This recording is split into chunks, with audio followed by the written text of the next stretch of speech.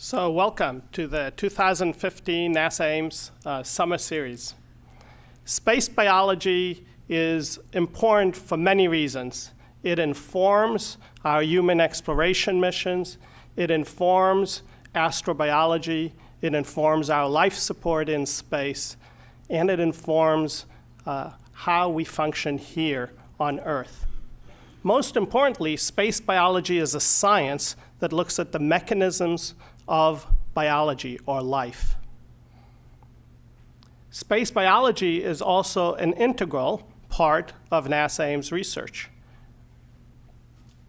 We would not be able to do the science that we want to do or advance it without astronauts doing the research in space. But astronauts are more than just the people who do the experiments in space.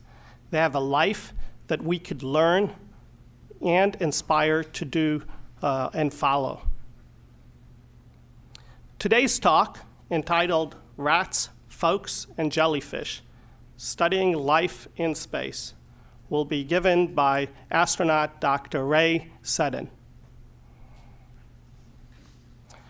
Rhea began her career by receiving a degree, a Bachelor's of Arts in Physiology from UC Berkeley in 1970. She followed that with a medical degree, an MD degree, from the University of Tennessee College of Medicine in 1973. After completing her degrees, she went and followed and did both an internship and a residency in surgery, completing the residency in 1978. Whereupon she joined NASA as an astronaut. She was one of the first 6 women to enter the astronaut program. She's a veteran of 3 shuttle missions. STS-51D on Discovery in 1985, STS-40, which also stands for SLS-1, Space Life Sciences 1, where she was a mission specialist in 1991 on Columbia.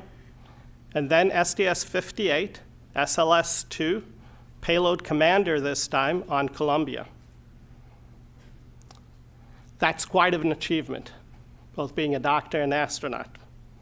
But she didn't stop there. So in 2010, she got a certificate in creative writing from the Middle Tennessee State University. So you would think that after all that, you would just retire from going to school. She finished that and then put that into action and wrote a book and published it. So with that, please join me in welcoming astronaut Dr. Rhea Seddon. Nicely done. Thank you, Dr. Cohen. As you can tell, it's been an amazing life. And people say, how in the world did you go from this to that to this to that?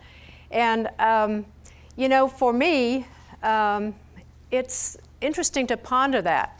When you get to be my age and you begin to think about, well, what happened that made me do those things? I can remember being a small girl in the backyard of a small town in Tennessee, and my father said, "See?" And there was Sputnik. So even at 11 years old, I knew that that was the beginning of something awesome for my generation. It was the beginning of the space age. And of course, there didn't seem to be any place for me in that. They weren't even flying humans yet. And even when they began to fly humans, it was only men, it was only pilots, only test pilots. But I was interested in science and was fascinated by the human body. And so when I finished high school, I thought, well, what is the best university in the United States in the life sciences? And it was this strange place called Berkeley. Now, I'd never been to California. But I applied and was accepted in 1965. And for those of you who are old enough to remember, that was an interesting year. That was the free speech movement.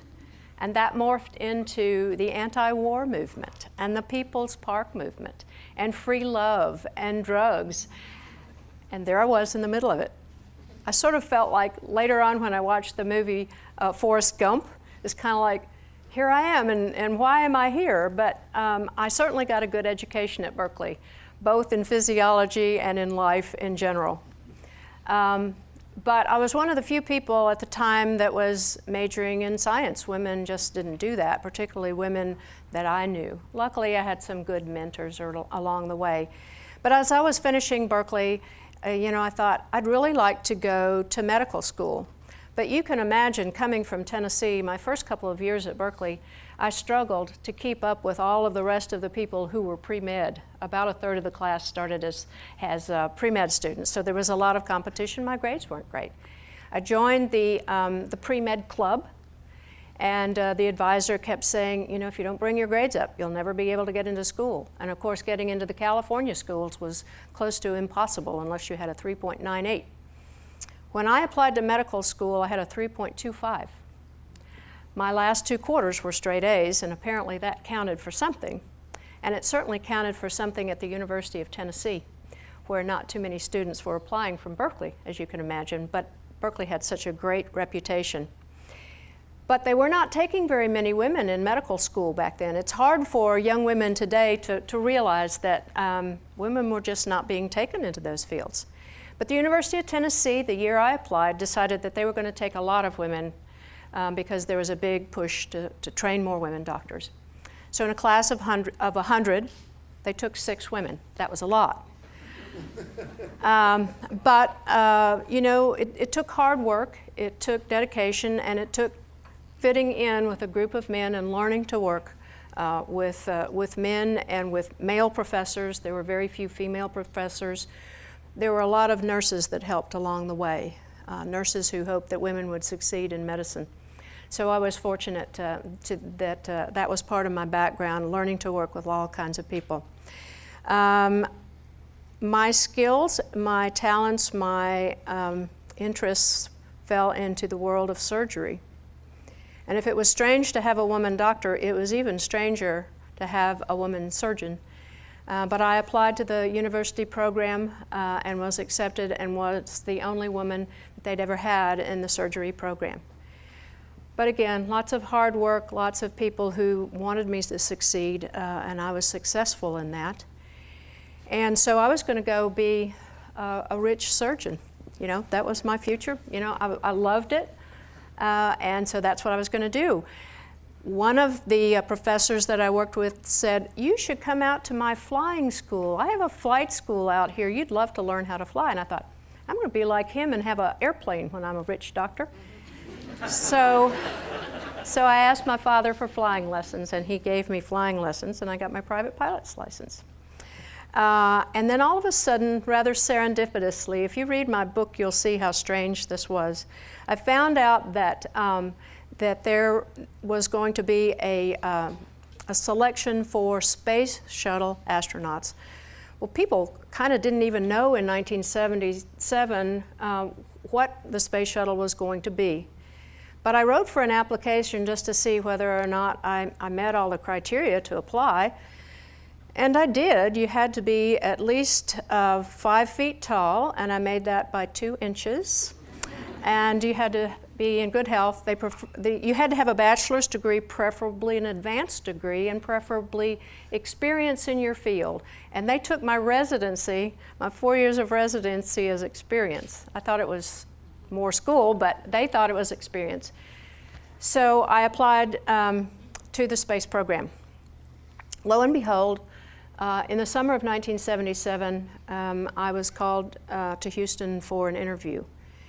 And they were going to interview 220 people and in groups of 20. And I asked when they called, well, how many actual people applied? If you counted all the military applications, there were 10,000 people. So I felt like, man, if nothing more happens, I made the cut down to 220. Went down to Houston for a week, And it was the first group of mission specialists or non-pilots that were being interviewed. And so Monday morning was when we went on Sunday. We're going to have a week of interviews and physical exams. My interview was scheduled for 10:30 on Monday morning. In looking back at the records, I was the first woman that they ever interviewed for the astronaut program. The first two groups had been all male pilots. So that was an honor in itself. I made it through the physical exams, the psychological and psychiatric exams, the claustrophobia exam, many, many different things, and sort of went home with lots of souvenirs because I figured I'm going to have souvenirs of this. Well, you know, in January of 1978, the call came and said, "Are you still interested in this job?" And of course I was. It was like coming to Berkeley. I wasn't really sure what I was getting into, but it sounded like the most fascinating thing that a person could do at the time. And so I joined the astronaut corps and started work with NASA in July of 1978. So I'm going to tell you a little bit about that. In that class, they took 35 astronauts, and 6 of us were women. The women who had been interviewed all thought that they would take 1 or 2 women, but not 6. So we were delighted that there were the 6 of us. We were very different. We came from different parts of the country. We had different backgrounds, all in science, astrophysics, geology, engineering, biochemistry, medicine. But we formed a bond, as you can imagine. We were afraid they were going to wash us out, that they would put barriers in our way, that would see that we didn't get to succeed. But we were willing to support each other and to go through this together, and it turned out that we all had a chance to fly. So it was a great group to be a part of. You can see I'm the runt of the litter. And in fact, it wasn't as hard being female. It was really hard being little, because there were a lot of things that NASA hadn't thought of, couldn't accommodate a 5'2" female. The height requirement, I think, for the men was 5'6", and so there was a lot of equipment that they forgot didn't fit a 5'2", but again, you worked that out. For the first few years I was at NASA, the shuttle wasn't flying. Remember, I was accepted in 1978. The shuttle didn't fly until 1981. But I was anxious, besides all of the training that I was going through, to get involved in some of the life sciences and the medical operations experiments and tests that were being done. And so I jumped at the chance of flying on the 0G plane. This is a large commercial airliner that's been cleaned out. The inside is cleaned out, so it's an open space. It flies up and down like a roller coaster. At the top of each parabola, you get 30 seconds of weightlessness. And so if you can take all of the things, the processes and the experiments that you want to do, break them down into 30-second segments, you can practice being in 0G. And that was as close as we could get while we were still here on Earth. So here we are trying to develop a way to do CPR in weightlessness. For those of you who've taken CPR, you know that one of the things you have to do to pump the heart is you have to put your weight on that chest to push the heart. How do you do that in weightlessness? And so we were working that out. It was lots of fun. It gave me the best experience I could get at the time of being weightless. Luckily, I did pretty good jobs and was assigned to cruise. This is STS-51D. I'm proud to say the commander of that flight, Colonel Bobko, is here today to watch, and he's going to keep me straight if I say the wrong thing. And come up afterwards and say, your commander says you got that wrong. So Bo, I hope you enjoy the talk. Here we are. We actually ended up training we had 4 different crews and trained for 4 different flights, had 4 different patches because our flights kept being canceled or postponed. But we eventually were able to get off the ground in April of 1985. Strange to think it was 30 years ago, Bo. We haven't gotten a day older, have we? We had a great time. It was primarily a flight to launch a couple of satellites and do some orbiter testing, but they did put some science on board for the scientists that we had. Here I am. This is weightlessness. It's a joy, but it takes some getting used to, and that's really what I'm going to talk to you about today. I'm not going to tell you all of the data results from all our tests, our research and our experiments. I'm going to tell you about the challenges of doing life sciences research in space. And that's one of the things that astronauts really were therefore was helping scientists translate what they had done in the lab into something that could be done in flight. This is the American Flight Echo cardiograph machine, the first time that we were able to look inside the human body at the heart using ultrasound to look at what happens to the heart and blood vessels when you go into weightlessness. This is the middeck of the shuttle, and there were a number of small middeck experiments that NASA put on board, mostly to look at operational issues. Operational meaning things like your heart, your blood flow. And so this was an experiment that was put on board for me and that I had trained on a lot on the ground and thought I knew what I was doing until I set up the equipment. And you can see the problem here. Everything goes haywire. It won't lay down like it does here on the ground. You've got all the wires, you've got your equipment floating away, your checklist has to be taped to the wall, you have to get it all set up, and you have to get used to the fact that that's going to happen. So this was great experience for me on my first flight.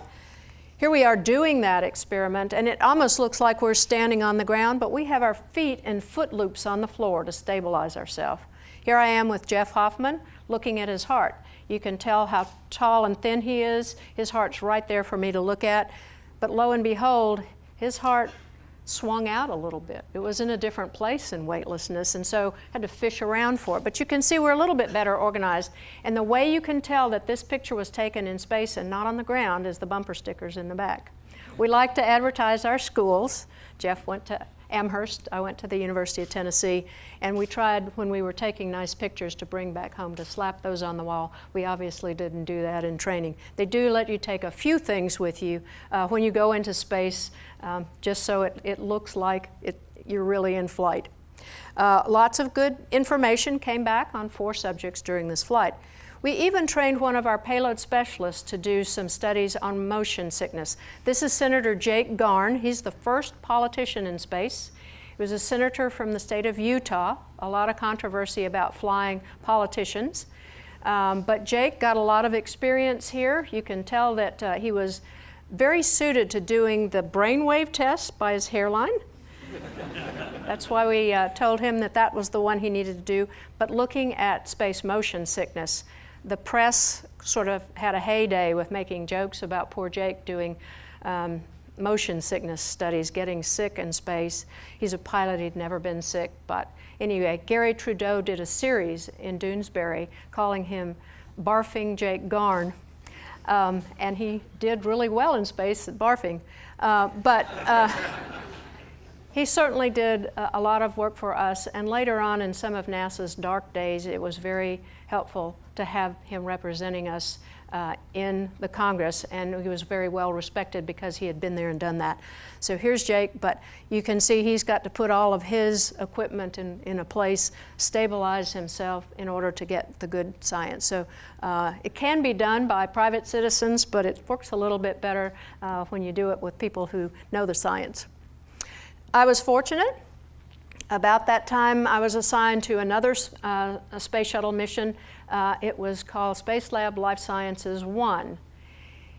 The Life Sciences space labs were not operational issues, they were research missions. And NASA sent out announcements of opportunity to scientists all over the world to propose science.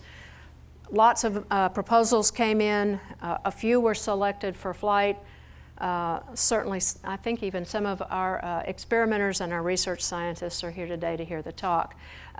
Very complex mission, an integrated mission. The Space Lab missions that had flown before had a little of this science, a little of that science. This was the first time a mission had been dedicated entirely to life sciences. And so we could test many different systems and see what was going on inside the human body. It doesn't help to look at your heart if you don't know what your kidneys are doing, what your blood pressure regulation systems are doing, what's going on with your metabolism. So it was a wonderful mission. It was the mission that I came to NASA to fly. We had our crew picture done. We were 3 physicians there in the front row, and Millie's a biochemist. She's from out this way, an invaluable member of our crew, and we're getting ready for our flight. We're wearing the big orange suits that were worn after the Challenger. This was in 1991. and we're all looking very formal in our attire, in our formal picture. But crews, of course, like to have a little fun. And in the NASA archives, you will probably never see this next picture, but I'll show it to you. Here we are, goofing off. We decided we were the perfect MASH unit. You can see Hawkeye and Trapper John. You can see Father Mulcahy, Hot Lips. And being named Ray, I had to be Radar, of course. And none of the men, for some reason, wanted to be Klinger, the cross-dresser. And so Drew Gaffney drew the short straw, and he got to wear the dress. So we did have a little bit of fun with it, but it was a great crew. I'm going to show you for the second Life Sciences mission. I had gained a lot of experience on the first one. I volunteered to make the second one because I thought we could make it more efficient. And we had learned a lot about doing all of these science experiments all clumped together, how to coordinate everything and make sure that the data was good. And so I volunteered for this mission. It was the first time that I had worked with Ames, I think. They were in charge of the non-human experiments. The animals, the jellyfish, the things that we flew that were not people, they were managed here, and I got to know an awful lot of just great people out here. So anxious to be a part of this grand endeavor, and worked so hard to make sure that everything that we wanted to do got done. Again, a great crew. We had 3 payload specialist candidates that trained with us. One flew, Dr. Marty Fettman, the first veterinarian in space, because we were going to carry animals on the mission, and it was helpful to have him there to represent the animals. And Dr. Larry Young and Dr. Jay Bucky trained with us, didn't make the flight, but they were representing us in the Payload Control Center on the ground. An invaluable resource. They had trained, they knew all the things we were going to do, and really represented the crew in the Payload Control Center. And of course, we had to have an informal picture, and we thought, okay, what are we? We are going to stay in space for longer than any other mission had stayed. And we had so much crammed on board that we had to stow, we had to train on, we had to know where it was. I mean, what did this feel like? Well, it sort of felt like a family camping trip. So here are the happy campers. I hadn't realized till I looked at this picture how many hairy chests there were on this flight, but here we are having a good time with some of our science and some of our camping gear. But again, crews always enjoy having a little fun, and you train for so long under such amount of stress that it's good to have a chance to laugh every once in a while, mostly at yourself. This is Space Lab. Space Lab was a working laboratory that sat in the cargo bay, at the back of the cargo bay, about 15 feet in diameter, 23 feet long, and a working laboratory where you could put all your lab stuff. The mid-deck of the shuttle, very cramped, and it's living quarters, so it was very helpful to have lots and lots of room. And when you're on the ground and you're looking at this and everything is neat and put away, you think, we've got lots of room to do this.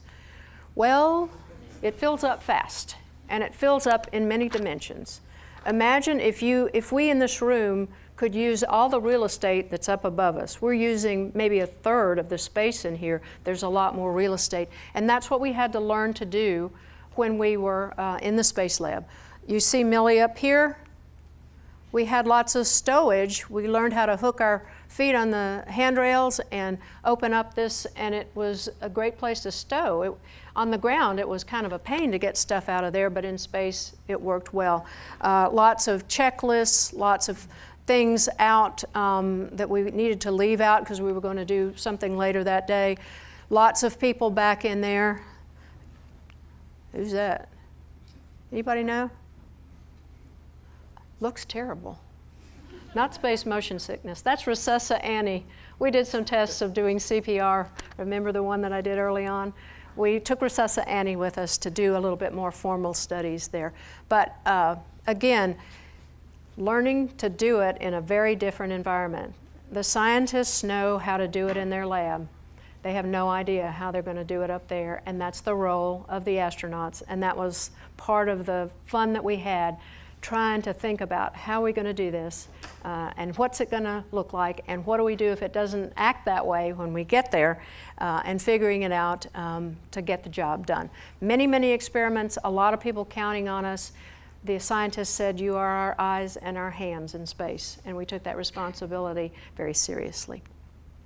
Just to show you, this is one blood draw. We did metabolic experiments, and we had 4 subjects, and we were going to have to get up in the morning before we ate breakfast and draw blood samples. We'd injected tracers, and this is it all set out. We had trained, we had planned, and we worked out that this was the most efficient way to put the most stuff in one small container. And here it is. This is 4 subjects. You can see we all had different colors. You may not be able to see it, but the colors here, the red, orange, green, and purple, I think, each crew member had a different color. So our tubes were color-coded, our everything was color-coded with our specific color, so that when it came back, we knew that that was Ray's blood or Millie's blood or somebody else's blood. So this was all laid out for us. And you know, it looks complex. It was even complex when you had to use this stuff. This is a blood draw using that tray, and look what's going on here. Millie's the subject. She's having her blood drawn by Drew. She's holding the blood that has been drawn already. He draws the blood and hands it to her. Jim is pulling out the tubes next. He's looking at the colors, the time, which one of the blood draws is it, and hands it to Drew to draw the blood. Now, it's really helpful to have plenty of help when you're doing this. The other thing that's going on here that maybe is a little bit more subtle is they can cross-check each other. If Drew was trying to pull those things out, he might pull the wrong thing. But Jim pulls out the tubes, he looks at them, and then Drew, before he draws the blood, gets to look at them again. So that's called cross-checking. And it's really helpful, certainly in medicine, for instance, if you're going to get a pint of blood, that 2 people look at that and cross-check and make sure you're getting the right stuff. Or if somebody's going to operate on you, it's nice to have somebody there that's going to cross-check to make sure you're the right person and the right procedures being done. So cross-check is one of those things that's a very nice life skill and something that we learned how to do so that we didn't mess up when we got to space. I have to tell you a little story. As we're going out to the launch pad for this mission, the chief of the astronaut office has to get off the bus before we go out to the pad, and he said, I would like you to all bow your heads so I can say a prayer before I get off the bus. And we all thought, okay, very somberly. And his prayer was the astronaut's prayer. God help you if you screw up. So we remembered that. For the next few days, that was our mission to do that. And scientists, when they propose experiments, say, this is really going to be easy because I just want them to draw some blood and collect some urine. Now, if you're part of an experiment like that on the ground, that's not a big deal. You go in the bathroom, you collect urine. How do you collect urine in space? Many people don't know that, you know, there's a problem with that. As you can imagine, we use airflow to pull wastes away from the body. The air comes under the toilet seat and it pulls the urine into the toilet. We have a funnel that we can put that goes down the tube. How are you going to get a urine specimen? How are you going to measure the volume of urine that a subject puts out during the day? A special piece of equipment was designed called the urine monitoring system.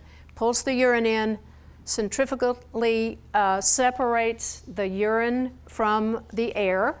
It can measure a volume, and it can pull a specimen out here. We all had our color-coded tubes that it was pulled into and put it in here. So a very simple thing to do on the ground, a very complex thing to do on orbit, and to do it correctly. And so, again, science was easy for some of the scientists, and they couldn't understand why it was going to be so hard when they got into space. But there were things like that that had to be accommodated. How do you weigh yourself in space? Oh, you know, you tell the subject, go weigh yourself. This is how you weigh yourself in space. This is the body mass measuring device. You sit in this chair, strap in, release a spring, and the heavier you are, the slower the spring rocks back and forth. The computer can calculate your weight. So a simple thing done on the ground, a very complex thing done on orbit. And we had to learn how to do this to do it accurately. And operationally, you know, you practice things on the ground, and then you get into space, and you can't quite do them the same. This is looking at blood flow to the leg. There's a problem when astronauts stand up after they get home. Sometimes they get lightheaded. The idea was maybe the blood is not getting back to the heart as well. So this is an experiment. Usually in this, the subject's lying down when you do that. But look how much easier it is to do this here and do it this way. But sometimes you have to do it a time or two to say, hey, you know, it works better this way. I just put my subject up there and the operator will be down here next to all the equipment. Works much better. So operationally, sometimes you have to not only have different equipment, but have a different way of thinking about what's possible. This is an experiment that put pressure or suction on the blood pressure sensors in the neck to see whether or not the heart responded, whether that was one of the problems with dropping blood pressure when you got back, if those reflexes got out of shape. But as you can imagine, you have to worry about the safety of experiments like this. You know, I'm going to mess with your blood pressure receptors and it's going to do something to your heart, and you're going to have to monitor what do we do if you have a bad reaction to that. So there was a lot of planning for worst case scenarios. You know, what are we going to do? How will we recognize it? And then how do we deal with it when we're in space? Luckily, nothing happened. But again, the exercise of proving to our safety organization that it was safe to do this. This is how we did exercise in space, and tell you a little bit about that. We were wondering how much exercise could you do, what was your intake of oxygen, output of CO2, you know, what does that look like? So here I am on a bike, but it looks a little odd. What is this? There's a similar one on the other side. You can imagine if you're sitting on a bike bolted to the floor and you start pushing the pedals, you're going to go the opposite direction. So you have to have something to hold you down. Those are shoulder boards that hold you down to the bike so you could do the exercise. One thing that we had not thought of for this experiment, because you went to maximal exercise. So the guys are there and you know, they're big mooses. They're doing big time exercise and they start to sweat. If you ever sweat on the bike in the gym, it goes on the floor and you clean it up afterwards. Where does it go? It blobs up. And here you are, you float by, and there's this giant blob of sweat hanging off the back of this guy. So we had to have helpers to go around with a towel and keep the sweat in one place. Another thing that I'm often asked, especially by kids, you ever see any UFOs or aliens in space? And I said, no, I haven't. But quite frankly, occasionally we catch them and see them in pictures. What is this? That's an alien. That's a crew member. He just kind of looks weird in that picture, and people say, what is that? That's our alien. This is doing a lung function test. Dave Wolf is breathing on this machine to look at how your lungs function. Again, easy to do on the ground. Uses a gas called argon. There are other things on their gases or liquids that turn to gas, like Freon in the freezers. One of the things you had to prove was that if all that gas leaked out, it would not reach a dangerous concentration in the space lab. And so that was one of the other things that we had to worry about. How little gas could you use? How to keep your subject safe. This is a subject doing a vestibular test, rotating in the chair. But you can see he's blindfolded, he's strapped in. If something happened, an emergency happened, he gets disoriented doing this. How do we get him out of there safely? So things that you frequently don't have to worry about on the ground, you have to think about when you get up there. Jellyfish. The title of the talk talked about jellyfish. Interesting that we took some flasks of jellyfish, we injected them with hormones. Jellyfish start like these little polyps. They get some thyroid hormone and they strobilate. They turn into little sections and they float free. And they form statoliths that are kind of like the otoliths in your ear, little stones that tell them where up and down are and whether they're moving. The question is, did they develop them in space? And they did. That's obviously hardwired into their DNA. They swam in circles up there, but they could swim just nicely when they got back down. So a simple experiment, but it was fun to do and fun to watch the little jellies swimming in their little flasks. We took animals into space for the first time, lots of rats. They had flown in sealed containers before. This was the Research Animal Holding Facility, a massive project by the Ames folks. The first time the Research Animal Holding Facility flew, it didn't function very well. The airflow was not very good, and some of the air came out. And when your commander is sitting up in the cockpit, and he looks up and he says, "Oh shit." And that's what it is, because it's come out of the animal cages. The people back in mission control get a little freaky, and so the animal cages had to be redesigned. We didn't think we would have them for this mission, but because we were delayed by Challenger, they were redesigned in time. Thank you, all you wonderful Ames people that worked so hard on this. We flew them on SLS-1 as a test. We're pulling them out. We got permission to pull them out of the holding facility. The animals were healthy. The cages were working well. We pulled them out, took them over to a workbench to see how the animals reacted to weightlessness. They didn't get aggressive. They were easy to handle, and that was a good thing for SLS-2 because we did animal dissections for the first time. And you can imagine, if you remember your freshman or sophomore biology class and dissecting a frog or dissecting an animal, imagine planning to do that in weightlessness. A lot of stuff about the animals themselves, the tissues that we had to save, the fixatives we had to put them in, the instruments we had to use, the time constraints that we had. And we practiced and practiced and practiced and practiced thanks to the amazing people here at Ames that helped us plan that and do that, put all the stowage for us. And they breathed a sigh of relief when we voiced down. We did 6 animals and we got all the tissues that we meant to. So it was amazing. We wanted to compare the reaction of the rats in space to people to see whether or not they were good models for humans. So a very, very important part of what we were doing on this mission. When we come back to Earth, you know, you're above the atmosphere when you start out, and when you enter the Earth's atmosphere and you hit all the air molecules, it heats up the shuttle. You have to be protected from that heat. And this is what it looks like. And the folks at Ames Research Center were in charge of the thermal protection system. And we owe our lives to the people that designed this remarkable system of insulating blankets, reinforced carbon-carbon, and all the tiles that fit on the bottom of the shuttle. And this is what it looks like when you're in the midst of that fireball. And you realize how much your life depends on that system. I'll read a bit out of the book. After a successful deorbit burn, the orbiter flipped over so that its nose was forward again.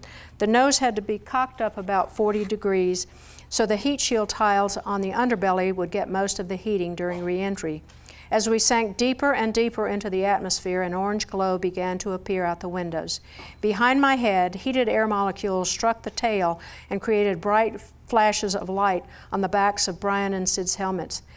We were in a thin-skinned protective cocoon in the midst of a fireball as hot as the surface of the sun. If there were any breaks in our vehicle's skin, we'd soon be incinerated. So you really think about the people who are looking out for you and who have done remarkable things like this. And so again, thank you to the Ames folks. You always hope that you have as many landings as you do takeoffs, and I was fortunate that I did. This is my last landing. Instead of getting out and kicking the tires, we had to move into a people mover to get back to the lab because we had normal testing before we left. We were tested in flight, and then they wanted to see how we adapted to getting back to Earth. So it was wonderful. What great experiences I had, and how fortunate I was to be able to do all these rather unusual things. I wanted to capture those things. I put them down in a book. It's not a great work of literature, but it is a simple story of what it's like to go from being a little girl in Tennessee to getting to go to space and having kids along the way, marrying a fellow astronaut, getting to be an astronaut spouse, and doing great things.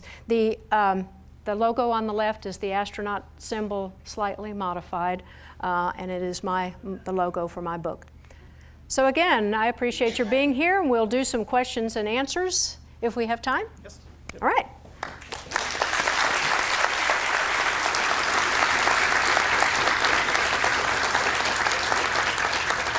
Thank you, Ray. If you have a question, please raise your hand, wait for a microphone to come to you and ask your question, and then return the microphone.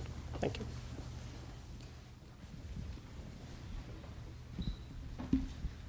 Thank you, Dr. Seddon. On behalf of the astronauts and women and kids of all ages, you really are quite the inspiration. I didn't have a question, but I just wanted to congratulate you on your induction into the Astronaut Hall of Fame 2015. Thank you so much, Yvonne. Appreciate that.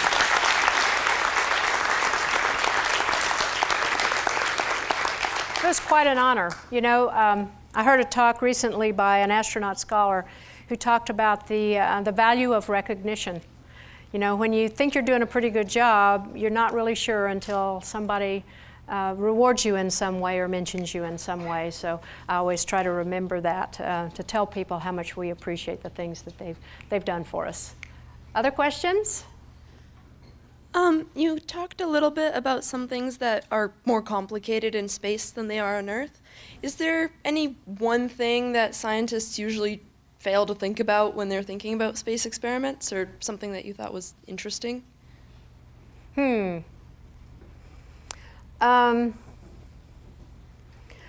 guess, you know, one of the easiest things to do in space is to move around, because you fly everywhere. And so getting from place to place is relatively easy. So it's easy to do that. I guess one of the things that the scientists often forget on complicated missions like this is that you have 4 subjects, you have lots of experiments, and they have to share, they have to coordinate with other scientists. And frequently that's a bit of a leap for them. They're used to doing their science, and you have to work to put everything together. Certain experiments can't be done back to back. And that integration is sometimes difficult and requires a lot of coordinating and compromising, and so I think that's one of the things that made it a little difficult. As the payload commander on my 3rd flight, I got a chance to help with doing that, and I think we built a great team, and we all wanted to help each other out, and so making that work was one of the more complicated things. Scientists are used to doing their science in their lab and having all the time. All right, Dr. Seddon, thank you for your talk today.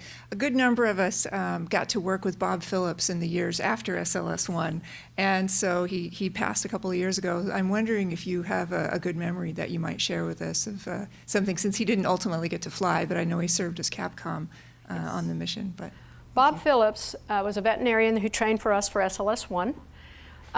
Wonderful, wonderful guy, and we just loved him. He developed a health problem during our training that made him ineligible for flight. And we wanted to remember him in a way. We couldn't put his name on our crew patch, and that was unfortunate. We felt he should be remembered. He represented us in the Payload Operations Control Center. Do you see the P? P for Phillips. So we were happy to be able to do that, and I think it was special for him. And you know, he lived many, many years with that health problem, and probably wouldn't have affected his being in flight, but we were sorry he didn't get to go. But he was so excited about the mission itself. So thank you for mentioning Bob. Wonderful guy. You have been such a trailblazer and accomplished so much in your life. What is your next goal? I mentioned that I had married a fellow astronaut, Captain Hoot Gibson, a pilot astronaut. He commanded 4 shuttle missions. He flew as the co-pilot on his first one. I would love to write his book. It is a totally different book. It's the pilot side of things. But just as I served as his spouse during his missions, he served as my spouse during my missions, and has many funny stories about it. Bo can tell you that he's quite a character. One of his flights was known as swine flight. If you read the book, they all snorted at pretty girls, and of course that wasn't politically correct, but they did it anyway, and so they were known in the office as swine flight. But he made it fun. And as I mentioned, if you can have a crew get together and have fun in the midst of all this stress, it's wonderful. So I think that's my next one. I'm hoping that he'll let me do it. I learned a lot by doing this first one. We have a question down here, if you got one back there. Hi, thank you very much for the talk. In the cramped conditions of the mid-deck and the space lab, how did you avoid, or what were the countermeasures in place to not like bump into a switch or snag on a wire or something like that? And did you ever mess up an experiment because of something like that? I'd like to think we didn't, and probably someone has. The important switches are guarded. There are little things around each switch, and the ones that are critical, the ones up on the flight deck above the captain, the commander in the pilot seat, all have guards down over them. So in order to activate them, you have to lift the guard to move the switch. Occasionally things got kicked or bumped. Everything was made very sturdy. The plugs that we plugged in were super heavy duty and had to be screwed and locked in. But it was one of those things that you had to worry about. You couldn't just go flying around. And you learned how to move smoothly and gently and watch things. I think there was probably, we went back in the lab to play around one day and took some pictures, of off hours with astronauts, and we're goofing around. And when we were done, there was an experiment that had been turned off, and we probably kicked something in that area. We'll never know. But I can't think of any major catastrophes, things that were broken or not. Everything had to be super strong to deal, to keep the safety people happy. Not a lot of glass to break or things that were too delicate. So we had to worry about it. One down here. Did a lot of experiments related to weightlessness. Did you do any experiments related to space radiation? Space radiation, it's kind of one of those things that we worry about for going into interplanetary space to Mars, and I don't think we have all the answers to that. We did wear radiation monitors, and so we made sure that at least when we got back, they could tell us that we hadn't had a lot of radiation. It was interesting on SLS-1, when we got back and we were saying hello to everybody, somebody said, "Could you feel that sunburst, those sun things, whatever it was that was, that had a solar flare? Could you feel the solar flare?" And we're going, "What solar flare?" And I guess the folks in Mission Control decided that it wasn't going to be a problem. They didn't even tell us about it. And I don't think the radiation that we had was that much higher. I know that we go back to NASA every year for physical exams. And they watch astronauts to see if there are any untoward effects that they can say were caused by radiation. But no, I didn't do any of the radiation experiments. I liked life sciences instead. How are we doing? Good. Hi, thank you for the talk today. My question is, what was going through your mind on your very first mission right after the solid rocket boosters ignited and liftoff occurred and you realized that you were going to space? My first thought was we blew up.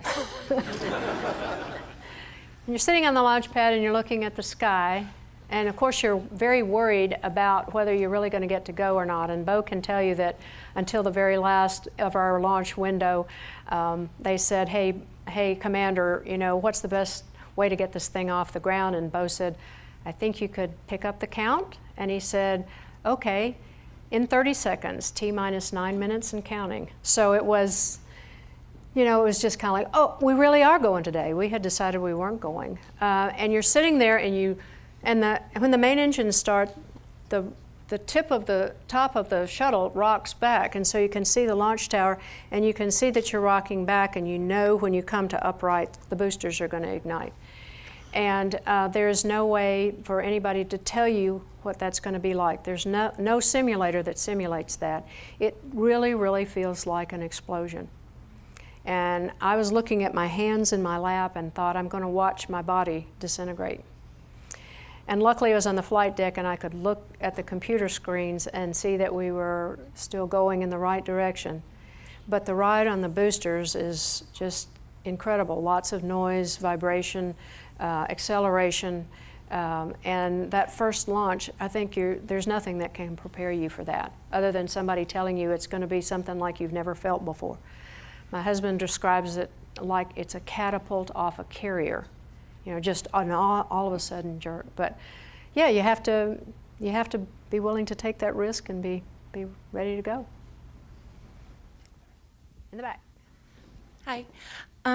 So my question is, when you were talking about when you were a young girl, you had a lot of people believing you and propelling you forward, mentors and things like that. So I'm wondering, what was it that made them believe in you and want to do that? And like, what advice would you have for young women who are, have these sorts of dreams and want to be pioneers today? Well, back then there were just certain things that women were supposed to do, certainly in the South. But luckily, my parents had some friends, a couple of women doctors, and they told me, you can do it if you want to do it. I had a father who was very supportive. Of course you can do that. There were a lot of dads that said, ladies don't do that, girls don't do that. And so I had a lot of support at home. But they were just things that I wanted to do, and I was going to try to do them. I always had a backup plan. If that wasn't going to work, I'd try something different. But as I went along, luckily, I met enough people who told me I could do it. A few people who, in subtle ways, told me I couldn't do it. But when you want to do something passionately and you want to try to do it, it doesn't hurt to try, and that's what I tell young women. Follow your dreams, reach for things that have never done before. Don't be afraid to go first, because if you really want to do it, you'll figure out a way, or figure out a way to do something similar. So, I encourage women who have achieved to please tell young women that they can do this, that they can do that they can do what you do, they can do what you wanted to do but couldn't at the time. I was fortunate I was in the right place at the right time. And so I think I was lucky in many ways. The good Lord looked out for me, I guess. Other questions?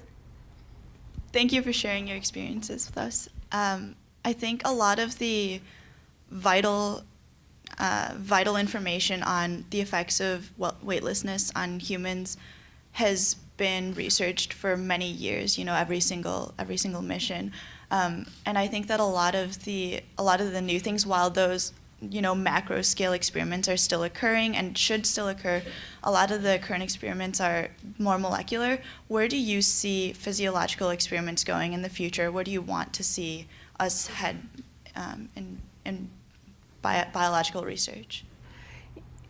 I think that there are so many things that we could study. Molecular biology is certainly one of them. I think it's going to take NASA developing the equipment to allow us to do that, and putting crews big enough with enough training up there to be able to do that. Those of us who worked with the animals on SLS 1 and 2 were very disappointed when the animal holding cages and workstations were defunded for station. They're doing a little bit of it, but not with the sophisticated equipment that we were able to use on Space Lab. So I think there are many, many things that could be proposed and done. I think that there are animals that will be good models. We can use centrifuges. We can, put more sophisticated equipment for molecular biology up there. Many, many things that we can do. It just depends on the funding and the will to do it. I will mention that something that you said made me think about it. A lot of the science that had been done on humans had been done on men. And on these 2 flights, we had men and women. And we compared the data, and men and women adapt to weightlessness just the same. So we'd answered that question. I'm sure there will be subtle differences that someone will be able to find out, but the major things were the same. Rats are good models for some systems and not others.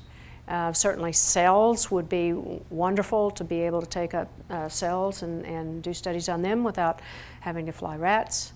But it's a brave new world out there, but we have the ideas, I think we have the technology. We just have to have the funding to make it happen. As the commander on Ray's first flight, I had some concern that we had one woman and 6 guys on board. Well, with a strong professional woman like Ray, those were about the right odds. Thank you both.